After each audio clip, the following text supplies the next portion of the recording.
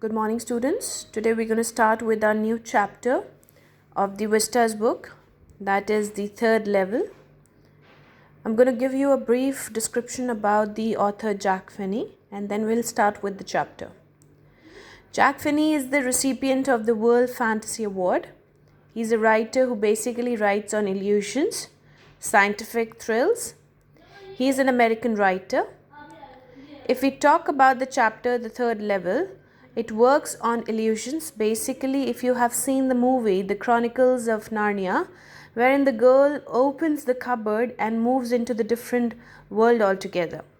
Exactly the same, main character of this chapter, Charlie, age 31, tells that what really happened with him and how he reached the third level of the Grand Central. Third level talks about the temporary escapes and refuge of human beings, wherein they find no peace in the present world, so they look out for a place that they could actually find peace in. Moving to the chapter. The presidents of the New York Central and the New York New Haven and Hartford railroads will swear on stack of timetables that there are only two. There are only two means there are two levels at the Grand Central Railway Station. Two levels, but I say there are three because I have been on the third level of the Grand Central Station. Yes, I have taken the obvious step. I talked to a psychiatrist friend of mine, among others. I told him about the third level at the Grand Central Station, and he said it was a waking dream wish fulfillment. So now, this person, Charlie, the main character of the story, he says that, he swears on anything and he says that I have seen the three levels of the Grand Central. When he spoke to his psychiatrist, Sam, even he told him about the same thing. But his friend was not at all ready to accept it. He said that it could be a waking dream wish fulfillment. It means that in our reality, waking dream wish fulfillment means that in our reality, we may see something which is not there, but we still try to, or we still wish to see and want to see that true. He said I was unhappy. That made my wife kind of mad. But he explained that he meant the modern world is full of insecurity, fear, war, worry, and all the rest of it. And that I just want to escape. Well, who doesn't? Everybody I know wants to escape, but they don't wander down into any third level at Grand Central Station. So, when he spoke to his friend Sam, the psychiatrist, he said that, I have seen the three levels of Grand Central Station, but he was not at all ready to accept that. He said that it is not at all possible, there are only two levels at the railway station. How can you promise that there is a third one as well? Then he said that it could be, he said that he was unhappy. And when his wife, Charlie's wife, heard that my husband is unhappy, that made her really mad. She thought that he's unhappy because of his married life. But actually it was not the truth. He was, then he gave an explanation. He said that the entire modern world, everybody is like fearing war, worry, anxiety, insecurity. So he said that he's unhappy because of the total scenario of the world this time. He's not unhappy because of his marriage. He's unhappy with the things being around him. So he's looking out for an escape, and that is how he's wishing that there is another station, there is another level of the station which he could visit, and he could see that there is peace in that station. But that's the reason, he said, and my friends all agreed. Everything points to it, they claimed. My stamp collecting, for example, that's a temporary refuge from reality. Well, maybe, but my grandfather didn't need any refuge from reality. Things were pretty nice and peaceful. So he says that, why do we engage ourselves into the hobbies? It's just that because we find peace into that. The same way, Sam also said that your stamp collection as a hobby, Sam the psychiatrist, he said that, you are looking for a temporary refuge. You're looking out and escape from the reality of the world. You're trying to escape yourself from this insecurity, fear, and anxiety. So you're trying to figure out something else which is not at all existing. So he said that after listening to his friend Sam, he said that it means that my grandfather's hobby was also a refuge, wherein when my grandfather was alive, that was something very different era, and there was no fear of war or insecurity. He led a very wonderful and a beautiful life. So how can you say that my stamp collection is also a refuge? Moving further to the chapter, in his day, from all I hear, and he started my collection. It's a nice collection too, blocks of 4 of practically every US issue, first day covers and so on. President Roosevelt's collected stamps too. So he said that it means the stamps that I collect, it is just for my it is just my hobby. I am not looking out for a refuge into the stamp collection. How can you even comment on that I am looking for a refuge from this present scenario? Anyway, here's what happened at Grand Central. One night last summer, I worked late at the office. I was in a hurry to get uptown to my apartment, so I decided to take the subway from Grand Central because it's faster than the bus.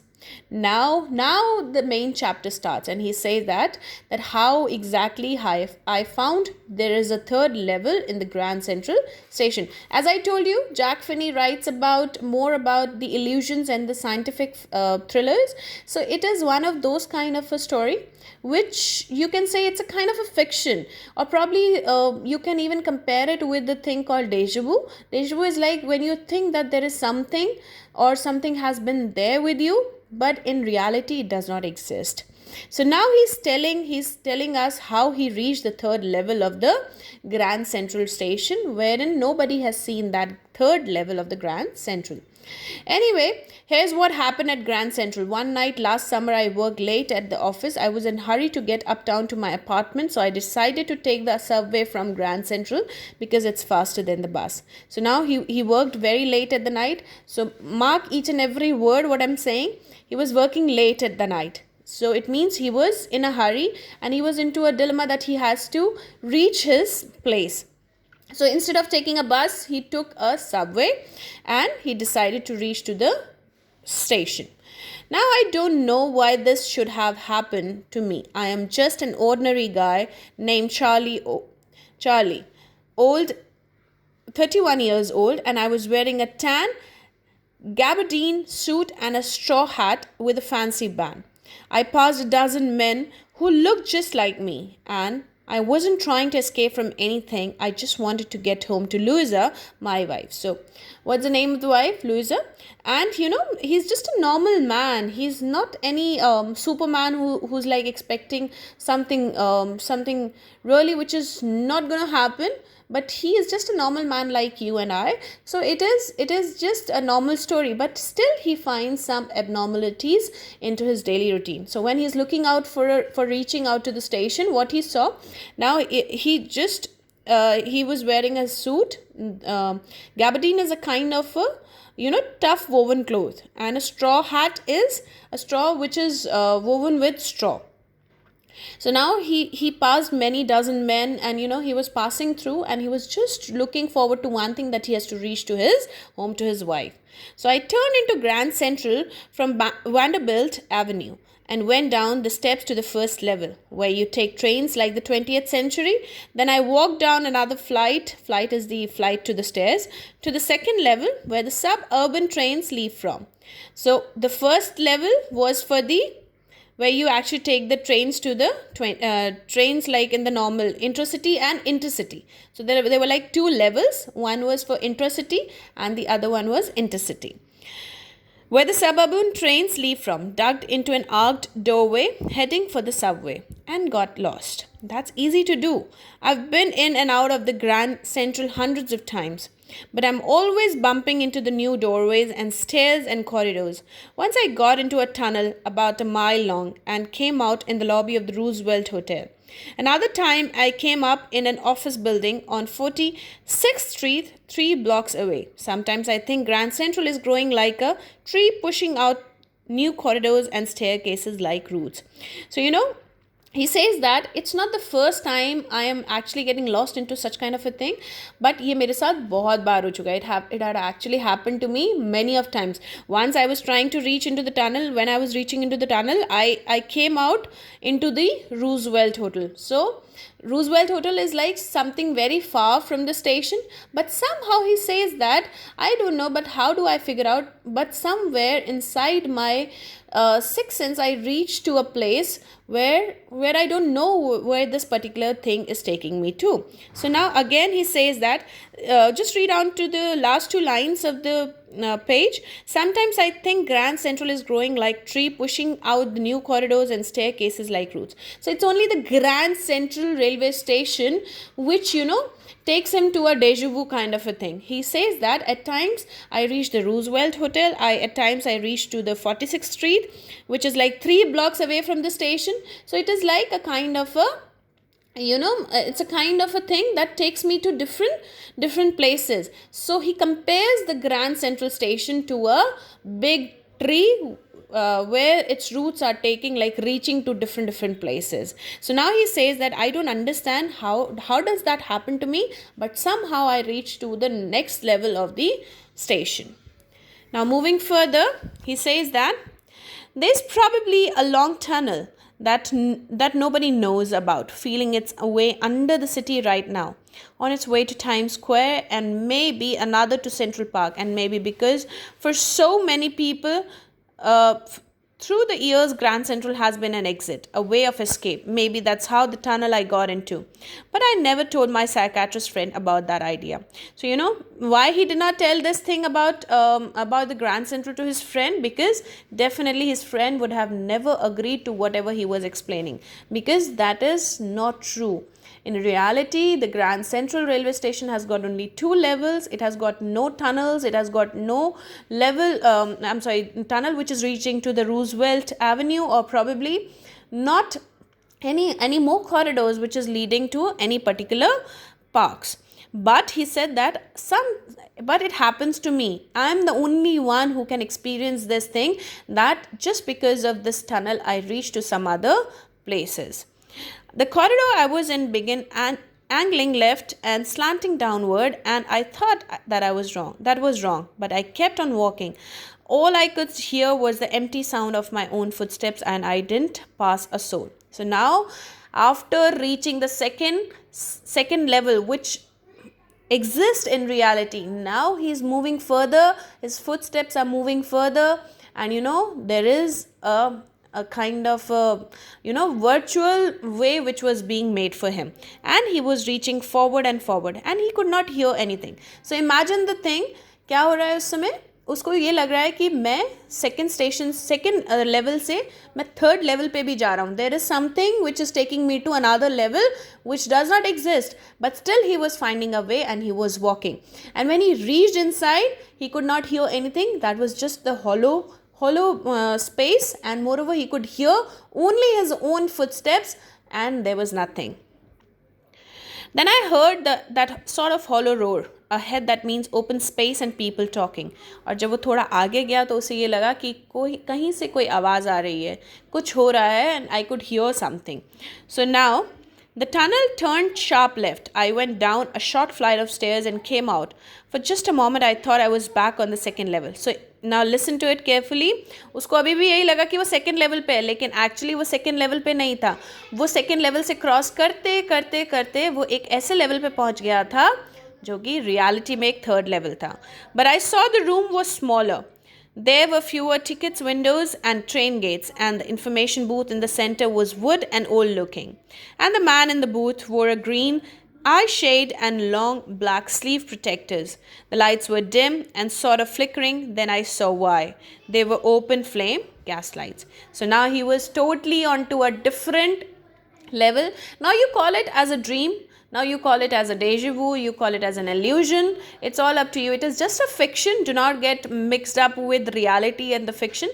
So it was going inside his brain. Maybe it was not existing in the reality, or maybe it was existing, but nobody else could see it. It was only him who could see that particular thing. So now what was it? He had reached the third level of the Grand Central, और जब वो third level पे पहुंचा तो उसने क्या देखा वहाँ पर? It was something very different, very different from the normal two other levels of the station. He saw that the person who was sitting there, he was wearing a green eye shade, and he was wearing a long black sleeve protector also, and it was not like the 20th century people. It was something like 1890s. So it was like something which was old enough, where there was only peace, no war, no enmity, no fear, no anxiety. So now he saw that the lights were flickering. You must have seen it, at times the old yellow bulbs in the movies, probably how they flicker exactly the same way. So it was actually the open flame gas lights. So now moving further, there was a brass spittoons on the floor, and across the station a glint of light caught my eye. A man was pulling a gold watch from his vest pocket. He snapped open the cover, glanced at his watch, and frowned. He wore a derby hat, a black four-button suit with tiny lapels, and he had a big black handlebar mustache. Then I looked around and saw that everyone in the station were dressed like 1890s something. I never saw so many beards, sideburns, and fancy mustaches in my life. A woman walked in through the train gate. She wore a dress with leg off mutton sleeves with skirts to the top of her high buttoned shoes. Back of her, out of the tracks, I caught a glimpse of locomotive, a very small Courier and Ives locomotive with the funnel-shaped stack, and then I knew.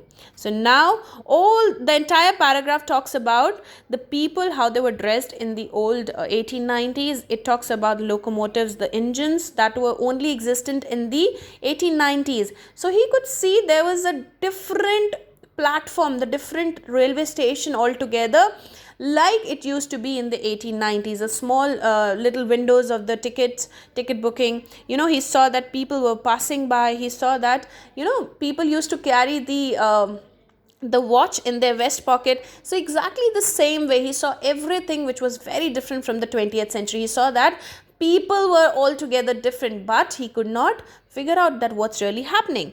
To make sure, I walked over the newsboy and glanced at the stack of papers at his feet. It was the World, and the World hasn't been published for years. So now when he moved on to the newsstand, he saw that there was a newspaper kept there. And what was the newspaper's name? The World. And the World had not been published since many years. The World was only existent in the year 1890s. So now, the lead story said something about the President Cleveland. I found that front page since the public libraries, and it was printed June 11, 1894. So imagine, he had reached to the station 1894. I turned towards the ticket windows, knowing that there on the third level at the Grand Central, I could buy tickets that would take Louisa and me anywhere in the United States. So he wanted to go. In the year 1894, all I wanted 2 tickets to Galesburg, Illinois. So now where he wanted to go? He wanted to go to visit Galesburg, Illinois. Illinois is a place where his grandfather used to live. He had heard many stories about Galesburg, and he always wanted to go into that particular station. Why? Because he knew that that particular place is full of peace and away from this fear and anxiety world. So now he said that when I moved on to the ticket station, I wanted to buy only 2 tickets because I wanted to take me and myself and my wife to the place called Galesburg. Have you ever been there? It's a wonderful town still he's now explaining how Galesburg is. Have you ever been there? It's wonderful town, still with big old frame houses, huge lawns, tremendous trees whose branches meet overhead and roof the streets. And in 1894, summer evenings were twice as long as people sat out on their lawns. The men smoking cigars and talking quietly. The women waving palm leaves fan with the fireflies all around in the peaceful world. So he always imagined a world that was very peaceful, and if when he talks about being peaceful, he only could think about Galesburg, because that was the only place where he had heard what he had heard from his grandfather. So now to be back there with the First World War still 20 years off. So he wanted to be into the place where the world where there were no wars. Even the first world war would have taken some years to come off, and world war second over 40 years in the future. I wanted two tickets for that, so he only wanted two tickets for Galesburg. Now the clerk figured the fare. He glanced at my fancy hatband, because he was not wearing the kind of hatband which 1890s people used to wear. But he figured the fare, and I had enough for two coach tickets one way. But when I counted out the money and looked up, the clerk was staring at me. He nodded at the bills. That ain't money, mister. So, definitely the money, the currency that was being used in 1890s was very different from the present day money. So when Charlie gave the money for two tickets, the person who was sitting at the ticket counter, he said that I'm not going to take this money because this is not any money. He said, and if you're trying to skin me is to cheat me, you won't get any far. And he glanced at the cash drawer beside him. Of course, the money was old style bills. Bills are the notes, the currency notes, half again as big as the money we use nowadays, and different looking. I turned away and got out fast. There's nothing nice about jail even in 1894. So he said that it's better that I should escape from this place, because he was trying to give the money which was not at all existent in that particular era. So he thought that maybe this ticket charger could actually take him to the jail, and he said that he never wanted to get into the jail even in the 1890s. All that was that I left the same way I came, I suppose, next day. So he followed the exactly same footstep from where he had come to the place where he had come from. Next day, during lunch hour, I drew $300 out of the bank, nearly all we had, and bought old-style currency. That really worried my old psychiatrist friend. You can buy old money at almost any coin dealers, but you have to pay a premium. So what he did, he thought that now he had a wish to go back to the same level, that was the third level, so that he could buy two tickets for himself and his wife Louisa. So what he did, he went to a coin dealer, and he got exchanged his present currency to the old style bills, and he had to pay some commission on that. My $300 bought less than 200 in old style bills, but I didn't care. Eggs were 13 cents a dozen in 1894. So eggs were 13. It means that it was a very cheap era at that time. It was not that expensive. So he thought that it would be very easy to survive into that particular $200 of that particular time. But I've never again found the corridor that leads to the third level at the Grand Central Station, although I have tried often enough. So he tried very much. He tried to figure out the places, but then again he could not find that third level. Louisa was pretty worried when I told her all this, and didn't want me to look for the third level anymore. And after a while I stopped. I went back to my stamps as in he started again his own hobby. But now we were both looking every weekend, because now we have proof that the third level is still there. My friend Sam Wiener disappeared. Sam is the same friend, psychiatrist friend. He disappeared. Now in the meantime, when he could not find out that third level, so he stopped in the meanwhile. He said that let me get back to my stamp collection, the main hobby that I was actually focusing to, because he was looking out for a peace basically. So he found peace in that stamp collecting. But in that time being, what really happened, his friend Sam Wiener disappeared. Nobody knew where, but I sort of suspected because Sam's a city boy, and I used to tell him about Galesburg. I went to school there, and he always said he liked the sound of the place, and that's where he is, all right, in 1894. So now what really happened? His friend Sam Wiener, who never ever accepted the reality that there is a third level on the Grand Central Railway Station. So he himself was lost into the Galesburg. But how he came to know that his friend Sam is into the Galesburg is we're going to read now. Because every time, whenever he used to visit Sam, he only used to talk about Galesburg. He used to talk about the school times, the place and the surroundings. So he was really, excited by the idea of Galesburg. Because one night, fussing with my stamp collection, I found, well, do you know what a first day cover is? Well, when a new stamp is issued, stamp collectors So now he's telling, now when he's actually trying to figure out the stamp collection, he's actually into the same stamps, that is his hobby. So when he was fussing with that stamp collection, he saw one letter that was with the first day cover. So first day cover means it is actually, when you put, when you have any new stamp in the city, so you put the same first day, the first stamp on that particular empty or the vacant envelope. You try to send it to your own self. So that is how you get the stamp of the post office. So that is the first day cover, and use them to mail envelopes to themselves on the very first day of the sale, and the postmark proves the date. The envelope is called the first day cover. So I've already explained you that they are never opened. You just put the blank paper in the envelope. So there is nothing inside, there's no letter inside the envelope, but it's just a normal envelope that marks that it was the only that it was discovered on this particular date. That night, among my oldest first day covers, I found one that shouldn't have been there. So now read it carefully. How did he know that Sam is into the Galesburg? When he actually was looking onto the stamp collections, he saw that there was, among his letters, he saw that one letter, one envelope that was among us the first day cover, which shouldn't have been there. But there it was. It was there because someone had mailed it to my grandfather at his home in Galesburg. So he had received one letter which was sent to his grandfather's address in Galesburg. That's what the address on the envelope said. And it had been there since July 18th, 1894. The postmark showed that, yet I didn't remember it at all. The stamp was a 6-cent, dull brown with a picture of President Garfield. Naturally, when the envelope came to Granddad in the mail, it went right into his collection and stayed there till I took it and opened it. So he was carrying the same legacy of his grandfather. Even his grandfather, I told you in the beginning of the chapter that he was really keen into collecting the stamps. So he had a good collection. So he was carrying the same legacy, and when he actually opened that letter, what was written inside that?